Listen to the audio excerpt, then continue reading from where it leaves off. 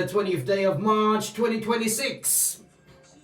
It is a real big show in the afternoon with yours truly, Little Richie. And I have here with me a very special guest who I'm going to introduce right after this.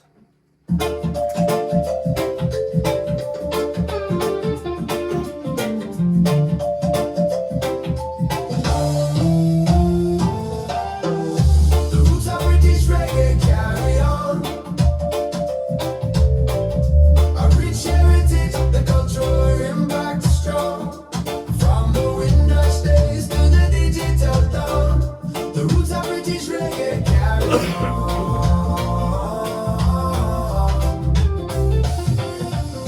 We celebrate the pioneers and unsung souls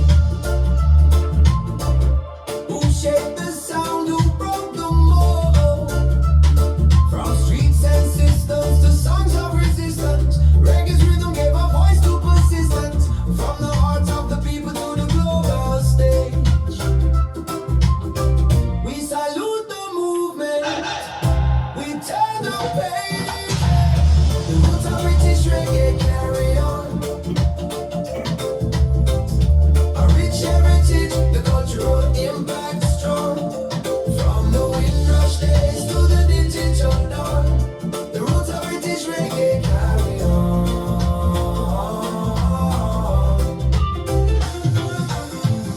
Still telling stories of love and light, rhythms of struggle, of hope, of strife, addressing truth in mental health and rights, owning our hearts, reclaiming our heights. Through education and collaboration, we rise again, one reggae nation. From Brixton Nights to Birmingham Sound. So my special guest this afternoon is a good friend of mine, no stranger to us here on the Real Big Show. As we introduce Grant Lee, aka GT Haynes. Good afternoon, sir. How are you, Richie? I'm alright, you know. Boy, I've been watching you spin those discs, man, boy. I don't think I could ever catch you. Listen, that says The probably mixing, the selecting. You're right up there with other DJs across yeah, the my world respect. that But play reggae. I did say to you, Friday is my lively show, Well, so it probably is. Monday would have been a little bit easier on your ears. No, you know what I mean? man, But, nah. yeah. I'm right up there with listening and with knowing what's out there. You know, Okay. because if you don't do it, Keith will bring it to my That's attention. right, Keith Brown. Big myself here, Keith. Yeah. Right then, the song that we're playing, before we even go any further, tell us about this song that we're playing right now, The Roots of Reggae. Well, this song was a song that, you know, I'd written about a year ago because I thought I'd find somebody to sing it. But one of the things I did is I wrote the song, the lyrics, because I felt it. And then I said to myself, okay, let me put some chords into Suno, Yeah. and an AI machine and see what comes up. And then I put bits and bobs in. I put the verses in, you know, I broke it down. I put the middle eight in. I put the chords in. Yeah. Because chords are what give you the atmosphere. That gives you the emotion. Mm-hmm. So the whole idea of building a song as a producer, I think you have to find out those, you have to understand those, Yeah. and then that's where you get the singer falling in with the atmospherics of the emotion of the song and where Yeah. it's going. Like if you listen to Mad Professor songs, you find that you have to naturally go where the chord construction and where the sentiment of the emotion are taking you as an artist. You know, when Levi did Me God, Me King, Paul Robinson built the rhythm as a cultural rhythm, as a statement rhythm. Yeah. So that's why Maxi came with, you know, Sensi on that rhythm. That's right. You know what I mean? So it was all about culture, and that's what British reggae is about, really. That's where it started. Yeah, and like I said, you're no stranger to us here on The Real Big Show. You've been here many times, so a lot of our listeners will know a little bit about your background. I know we can't go into all of that today. But today we're mainly here to talk about British Reggae, a Windrush legacy. Before we talk even more, Windrush Legacy, Past, Present and Future, a one-day national conference. This conference explores the rich heritage, cultural impact and evolving future of British reggae, tracing the journey from the Windrush generation to the digital era, including free workshops developing British reggae as a global brand, sound system, dancehall culture, marketing, promotion, funding and the next generation. Hear from pioneer artists, producers and cultural leaders. Refreshments and Caribbean food on sale. Tickets start at £15 from skiddle.com and wheelerstreetproducts.co.uk. Sunday the 29th of March from 1:30 to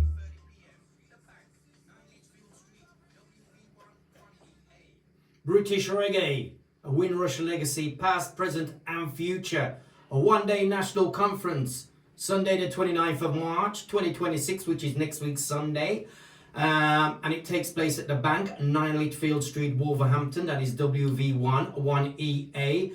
First thing I have to ask you, Grantley, let us know the idea first about this first ever British Reggae conference. Well, the idea came from when I felt that there was a gap. And when I say a gap, I don't just mean a gap with British reggae or a gap with reggae in itself, because there's not. Reggae is being produced all over the world by different ethnic groups, including Britain. But I felt that Britain was where reggae first got its explosion and its platform and its delivery. Do you get what I'm saying? Yeah. Delivery to the world. Britain was the hub that propelled reggae to the world. And that's why people came here singing reggae. You know, you remember the days back in when it started in the 60s and the 70s. You had bands like the Cimarrons that used to back the Jamaican artists. Yes. You know what I mean? You had bands like Aswad that backed Jamaican artists until the money or the funds was there in terms of ticket sales to bring Jamaican artists to the UK with their bands until it's gotten to where it is now. So a lot of the artists would come here and they'd be backed by our British bands. Yeah, because you couldn't. The funds wasn't there. Yeah. Similar to when I took Pato to the US and took Tipper to the US. You know, we worked with American bands because you didn't have the funds. Yeah. You can't bring your own band. It's only later when we generated the following and generated the numbers and promoters could see that people were coming to see the likes of Pat or the likes of Tipper based upon what they saw before with Steel Pulse, with Bob Marley, with UB40. You know, those were numbers back in the days and still now. And the Aswad. So you've got these juggernaut British reggae bands going to the US, going to Russia, going to China, going to Australia, right? Propelling. So all of that gave me the knowledge that I had to write the song. And to be honest, I couldn't find nobody that would give it that sound and that delivery that I wanted. So I chose AI. Okay, we'll talk about AI in a little while from now. But the conference, a British Reggae, a Windrush legacy, past, present and future. Yeah. What was the ideas surrounding that? Tell us a little bit about the actual event itself. What gave you the inspiration to put this together and what are we going to get out of it? Well, that's a great question. The greatest question is when you ask a question. So people, you know, you find politicians don't answer questions. They don't answer questions sometimes with the truth. Because sometimes the truth is so simple that that's not what they want to put out there. We all know that. So let's look at that in terms of what I wanted to do. I looked at it and I said, I could put on a dance, I could put an artist on that would say British reggae, or I could put a show together. Which you've done many times in the past. And say, we're going to do a British reggae show, come and eat some food, and we'll have a few guests that will talk. Nice dance. And we'll have DJs play. But what does that do? It's just a one night thing and then it's over with, isn't it? Really. So that doesn't give anybody anything. That doesn't answer questions. I wanted to answer questions. Okay. Yeah. So I wanted to answer a question like, why haven't we got female, people at the top in British reggae? Because that's got to be a gap. Yeah. Why haven't we got young people in British reggae right now at the top? Because if anything is going to do that or propel British reggae beyond where it is today, into the future, it's those two groups for me. The young people and the females. Yeah. Now, my role is to give them a platform or to support them and make them feel, gosh, we've got somebody behind that if they say this can happen, it can actually really happen in a similar way that Mad Professor does it for me. Neil Fraser, Ariwa, he does that for me all the time. Yeah? Yeah. Bernie Dixon does that for me. Lloyd Blake does that for me. Yeah? Tony Owens does that for me. Andy Bowen used to do that for me. UB40's manager used to do that for me. Ali Campbell used to sit down with me and have frank conversations. In my book, I talk about when Ali and I was walking up Sunset Boulevard. And your book, for people who may not know, is called? The British Reggae Music Industry, A Windrush Legacy, My Story. Yeah. So if you haven't got the book, check that out. And some of these, that also made me think, so, okay, the book's there, but everybody's not going to read the book. So what else do we need to do? Not do I need to do, what do we need to do? And I took this on, and you know this. Yeah. I have not got a penny from anywhere to do this. No, it's this all has out your all own pocket. come from mine and Keith Brown's pockets. Yeah. Because we feel and felt that we needed to do something. And it's not an event to try and make money neither. Well, how is it going to make money? Yeah. Somebody Not please. that's wrong, No, somebody please answer me that question. But that is the real reason for doing this. If I want to make money, there's a number of different things I can do. This is it. Yeah? Yeah.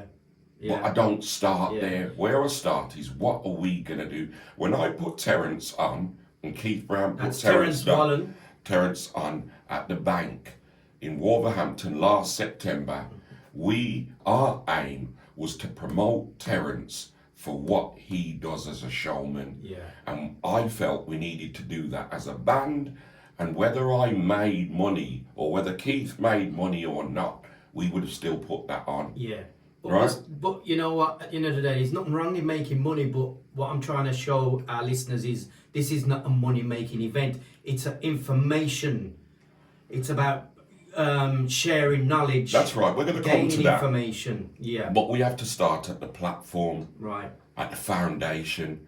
And at the foundation, when Bob Marley decided to do music in a way that he would spread it to the world, he didn't think money, he thought quality, he thought knowledge, he thought, let's spread a message that really means something, that comes down from the fathers like Marcus Garvey, like Haile Selassie. Why does he wear his dread?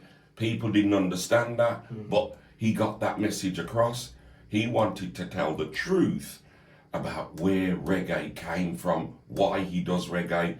Why didn't he do blues, continue doing ska and that music? Why didn't he keep with that? Why didn't he stay with Rocksteady? Yeah. When Toots and the Maytals or Toots Hibbert decided to do a song called Do the Reggae, that's what spurned reggae. All right? And in this country, Judge Dredd, a white man, decided to put reggae on the map. Yeah. Yeah? John Holt put reggae on the map before Bob Marley. So let's just be honest when we're talking about reggae, where it came from, and how the explosion of reggae has gone beyond the world. Because 8%, there's 8% black African Caribbeans in Birmingham, and the rest are other ethnic groups. So why do we have so many people turning out to see reggae? Why is there an industry where people can make money from reggae. There must be other ethnic groups out there, and I'm not just telling you anything we don't know. There's white people that play reggae music. We can start from Rodigan, and we can bring it right down to the people that just love reggae, the fans. Because if it wasn't for the fans, I wouldn't be able to write a book, because there'd be nothing to put in it. Now, that's what I want to share. I want to share that, because if anything is going to get young people to love reggae again and feel that they've got to put it into their music, into the way that they see music, feel music, want music to carry on, it's going to be culture. It's going to be where their grandparents came from. It's going to be where they feel a connection, even if they're not Black, African, Caribbean.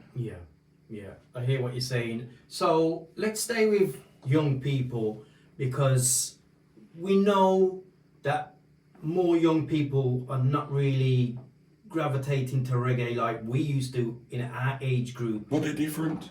And why are they different? Because they're born in a different time. They haven't had the same struggles.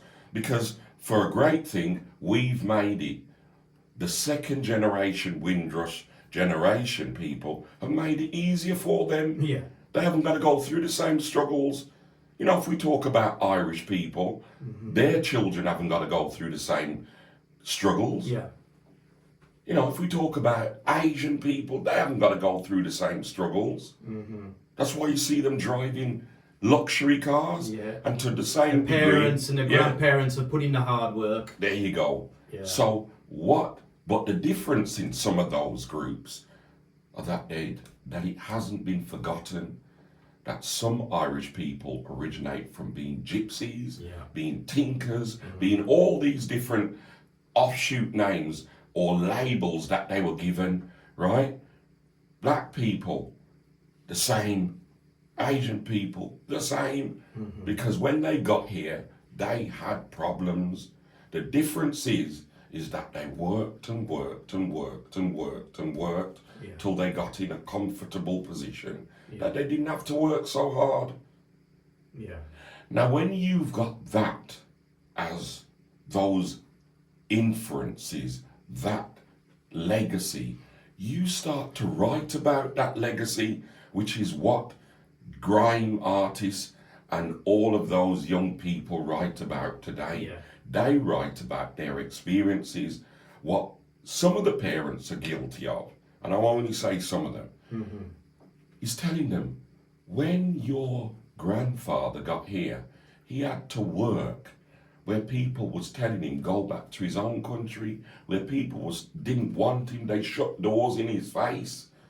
He had to sweep the roads, he had to sweep the railways, he had to punch tickets on a bus, and your mum had to clean the corridors of hospitals. Multiple jobs. Now listen, and then they had to go in to the railway stations, they had to go into the factories, right? And those factories were power presses,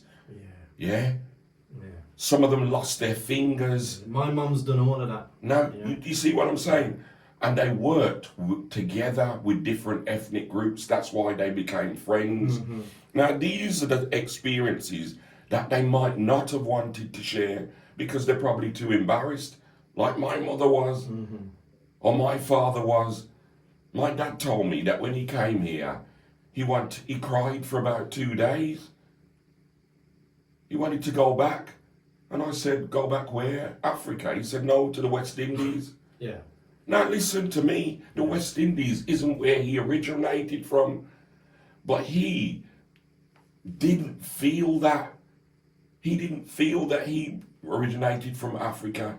I know different. So this is why, in the first place, that we want to talk about, the Windrush generation, because that is the Windrush generation. Because a lot of people don't even realise that when our parents came over here on that Windrush boat and the Sorienta boats and stuff like that, they were given a passport. That passport didn't have Barbados, St. Kitts, Jamaica stamped on it. It was a British passport because it related to the colonisation of those islands, which is where they were placed to become slaves.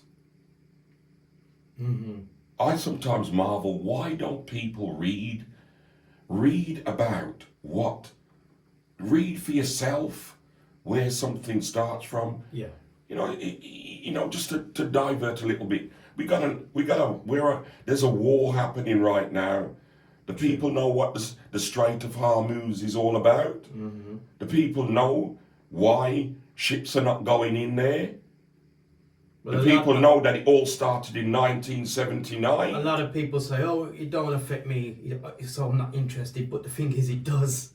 Well, it does affect all of us, and it will do. When I drive to the petrol station in a minute, I've got to pay at least, 25 pence more for a litre of petrol or diesel than I paid before 4 weeks ago. That's 4 weeks ago. So what could happen in 8 weeks if this isn't settled? Prices are going to go up. That's what's going to happen. So therefore, let's bring it back home. And let's talk about Workshop 1. Workshop 1 is about how do we develop British reggae as a global brand. Yeah. And you might ask yourself, well, boy, that's a big thing. Well, not so big. Not if you got 2 or 3 or 4 people working together for the same aim. I'm talking about just to talk. I'm not talking about to put any more money or put money, just to talk. And share ideas. Share ideas and come to a solution about where we go from that point. So that's what Workshop 1's about. And the key influences there are, what's reggae's global reach? Well, it's the world, isn't it? It is. Yeah? But we can start with England. How do we set that up so that when we do take it to the world, that nobody laughs at us and tells us, you don't even know what you're talking about. So we've got to have a business structure. Yes, because it's an industry at the moment, but sooner or later, if we don't do something about it, it won't be an industry. Okay then, before we go any further. Hold on, let me finish off what's going to be the carry on. themes. So strategy we need to put together. Inclusivity. Yeah, definitely. Right? Industry growth and a tribute. That's based upon a tribute to the greats. Bob Marley, Dennis Brown, Gregory Isaac. That's why you see me working with Terence as well, because he has an affinity with Gregory Isaac. Yeah. He'd do it whether he was getting paid or not. Those are people who I want to work with. People who do it because there's a love for it. Because after you do it, because there's a love for it, it shines on stage. It permeates. Yeah, 100%. Right? So it doesn't mean I've got to tell them everything, because they already have a drive to do it. Okay, Workshop 2. Sound system, dancehall, the culture of dancehall, the culture of dancehall. Think about it. The challenges, the barriers, and the future. So let's look at the culture of dancehall. Dancehall came from the struggles, came out of when our parents got over here. They had nowhere to go. They couldn't go to the clubs. That's right.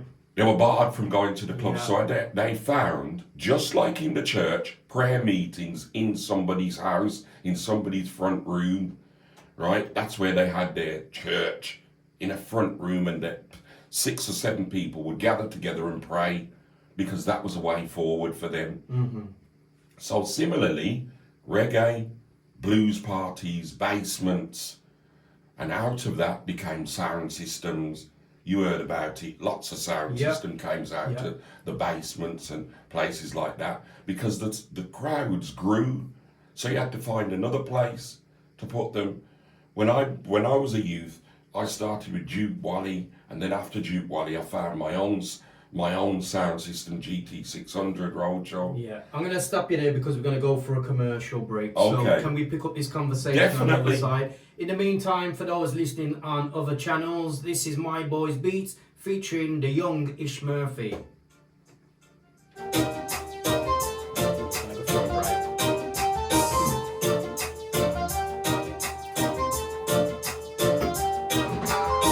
Woke up early about 2 a.m. I was tired and restless, couldn't go back to bed. Who's this on my telephone? Is this one girl saying that she's all alone? She asked me for some company. I said, okay, I'm on my way. Got out of my bed, got dressed for her loneliness. I must confess, like, girl, what you trying to do to me? So much things I'm trying to do, darling. Just wait and see. I'ma give you good loving, good loving between Adverts in about 4 minutes. so About much 4 minutes. sensuality, baby, when it's just you and me. 'Cause I'm a smooth operator, picking up the phone. Won't you send me your location? I'll make sure that you're not alone. You can call me anytime, whether it's day or night, and I'll make sure I answer, 'cause I'm the smooth operator. Alright, woman, you look nice, girl, you're on fleek. One look at you and me find what me seek. Perfect style and a perfect physique. There's nothing about this girl that I can critique. She a stone cold freak in between the sheets. It's getting hot in the sun like 90 degrees. Send me the letter and she said I got what she need. So we give a little taste, time to make her legs weak. Like, girl, what you tryna do to me? So much things I'm tryna do, darling. Just wait and see. I'ma give you good loving between the sheets. So much sensuality, baby, when it's just you and me. 'Cause I'm a smooth operator, picking up the phone. Won't you send me a location? I'll make sure that you're not alone. You can call me anytime, whether it's day or night. Wise words. And I'll make sure I answer, 'cause I'm the smooth operator. Alright. Ooh, yeah. Smooth operator.